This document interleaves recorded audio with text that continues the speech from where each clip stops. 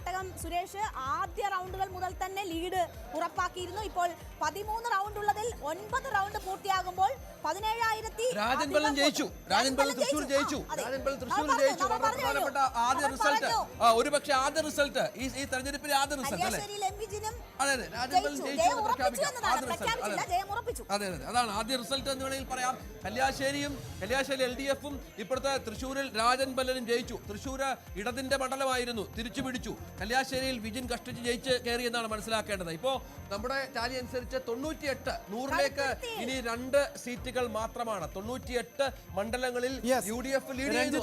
99 എന്ന് തന്നെ നമുക്ക് അതിനെ സാങ്കേതികമായി പറയാൻ കാരണം അമ്പലപ്പുഴയിലെ മുന്നേറ്റം കൂടിയാണ്, ജി സുധാകരന്റെ മുന്നേറ്റം കൂടിയുണ്ട്. അപ്പോൾ 99 100ൽ തൊടാൻ, സെഞ്ചുറി അടിക്കാൻ ഒരേ ഒരു സീറ്റിന്റെ മാത്രം കുറവാണ് ഈ ഘട്ടത്തിൽ ഇപ്പോൾ കോൺഗ്രസ് നേരിടുന്നത്, UDF നേരിടുന്നത്. അങ്ങനെ 99 മണ്ഡലങ്ങളിൽ ഇപ്പോൾ ഇതാ മുന്നിട്ട് നിൽക്കുന്നു NDA.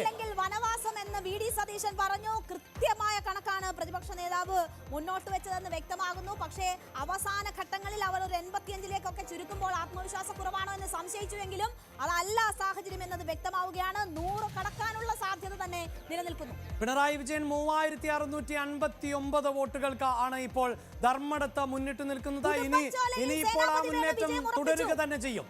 ഉടുമ്പൻചോലയിൽ സേനാപതി വേണു വിജയം ഉറപ്പിച്ചു. ചാനൽ ചർച്ചയിലെ കോൺഗ്രസിന്റെ മുഖമായിരുന്ന സേനാപതി വേണു. ചാനൽ ചർച്ചയിലെ 2 പേരാണ് കേട്ടോ ജയിച്ചു വന്നത്. റോണി കെ ബേബി വളരെ കാര്യമായി നമ്മുടെ ചർച്ചയിൽ വന്നിട്ടുണ്ടായിരുന്നു. റോണി കെ ബേബിയും നമ്മുടെ സേനാപതി വേണുവും നമ്മളെ പല വിഷമഘട്ടത്തിൽ സഹായിച്ചിട്ടുള്ള 2 കോൺഗ്രസ്സുകാരാണ്. അവർ 2 പേരും ജയിച്ചു പോവുകയാണ്.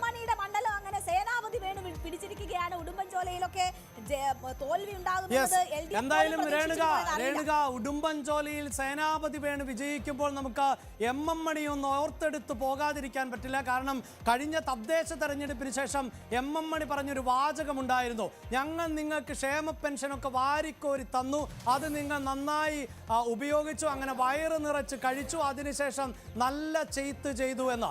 എന്തായാലും അതേ MM മണിക്ക് വീണ്ടും ജനങ്ങൾ മറുപടി നൽകുന്നുണ്ട്, നല്ല ചെയ്ത്ത് തന്നെ ചെയ്തിട്ടുണ്ട് MM മണി. അതുകൊണ്ട് സേനാപതി വേണുവിന്റെ ഈ വിജയം